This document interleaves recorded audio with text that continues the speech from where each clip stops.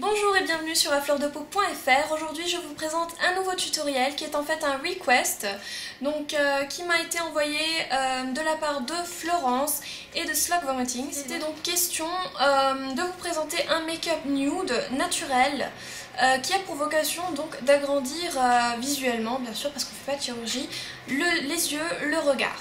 Donc voilà, avant de commencer, trois petites précisions. Sachez que les couleurs blanches irisées, enfin pas blanc mais on va dire irisées, vont faire ressortir ce sur quoi vous les apposez.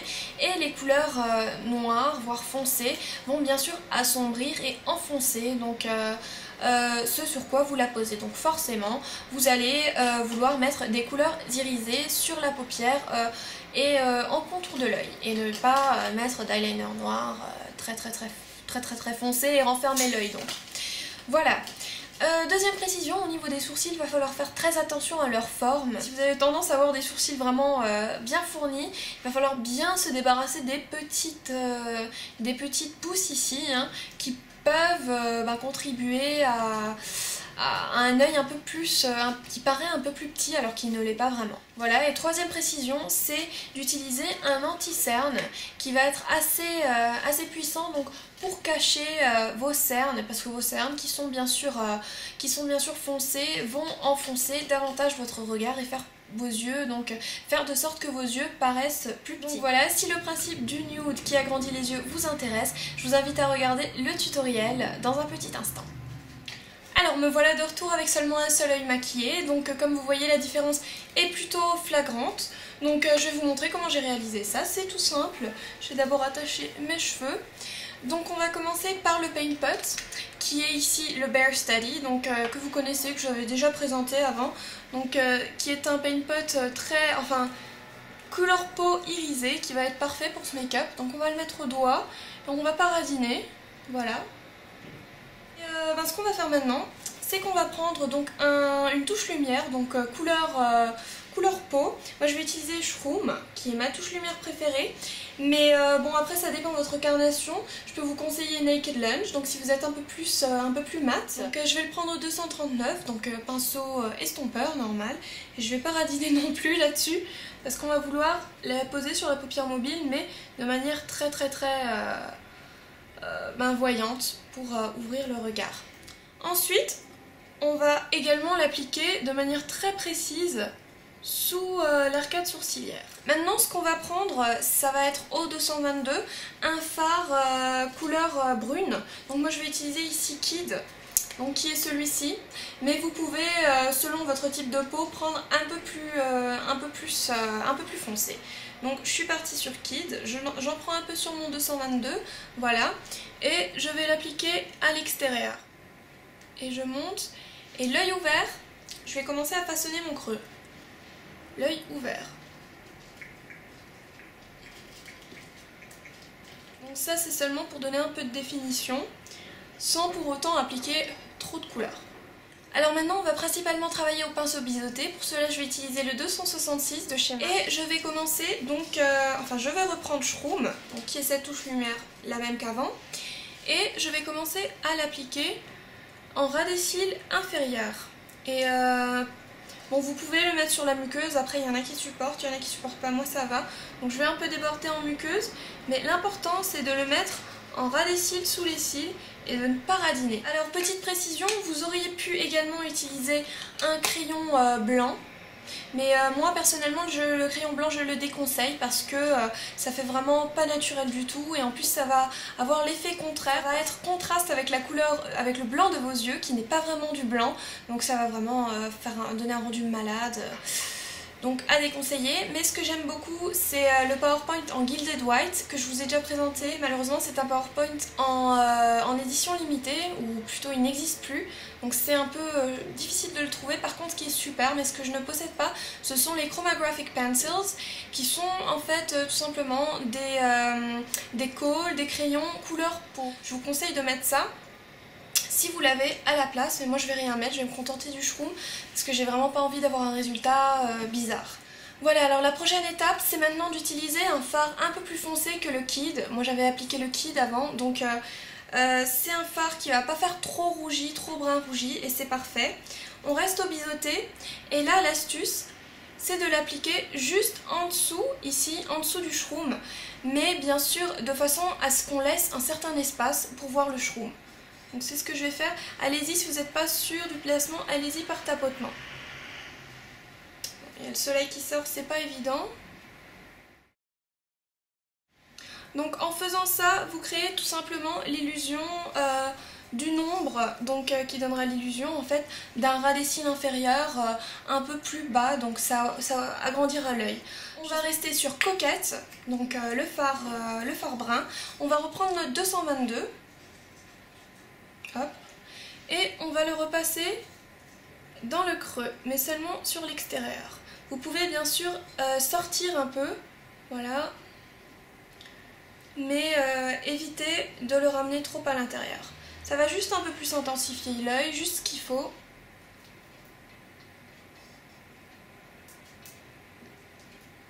Je vais utiliser maintenant mon crayon Smolder, c'est donc le kohl de chez MAC. Bien taillé s'il vous plaît parce qu'on va rester dans quelque chose de très précis et on va la poser en ras des cils supérieur mais vraiment seulement le coin externe. Donc allez-y par petits pas. Et vous tracez une ligne très fine.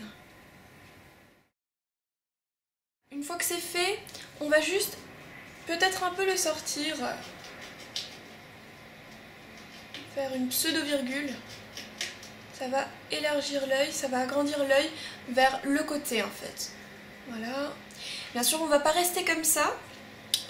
On va prendre notre 219, pinceau estompeur, et on va estomper, mais par des mouvements qui sortent, donc qui vont aller vers l'extérieur de l'œil. Voilà. Donc ça va adoucir le trait et ça va intensifier le ras des cils. Voilà, la virgule aussi, floutez-la un peu. Ça va faire un peu plus naturel.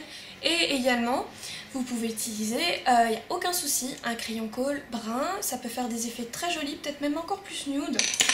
Mais voilà, donc j'ai choisi le noir. Et la raison pour laquelle je reste sur le coin externe, c'est pour que ça agrandisse l'œil, hein, c'est le but de ce qu'on fait. Mais plus vous rentrez dans le coin interne de l'œil, plus ça va renfermer l'œil, ça va le rendre petit, ça va donner un regard sexy, il n'y a vraiment pas de doute, mais c'est le contraire de ce qu'on cherche à faire. Bah écoutez, regardez, c'est déjà un look très frais, il manque bien sûr une étape qui est celle du mascara. Et pour le mascara, très important, si vous voulez des grands yeux, un regard bien expressif, bah écoutez, c'est le recourbe-cils. Je vous avais déjà fait un tutoriel, le lien sera ici. Donc c'est vraiment un outil parfait pour agrandir les cils.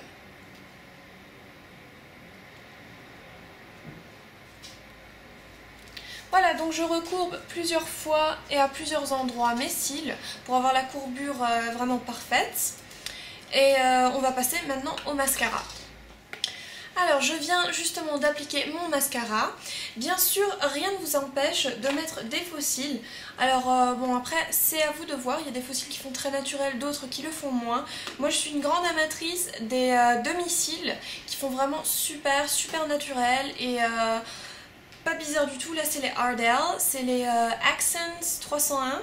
Donc voilà, vous avez la version un peu plus hard si on veut, qui sont les 305. Bon là ça fait bizarre, mais une fois porté ça fait vraiment, c'est phénoménal. J'en ai fait déjà plusieurs tutoriels. Voilà, au niveau du blush, donc comme on a de l'irisé au niveau des yeux, on va éviter de mettre trop d'irisé sur les joues. Et je vais prendre Peaches, donc vous le savez, je le prends très souvent, il est super. Attention, les blushs mat, ils marquent beaucoup. Donc après, ça va être kabuki time hein, pour bien estomper le tout. Et vous voyez, je le concentre là, au niveau de la pommette. Hein. Hop.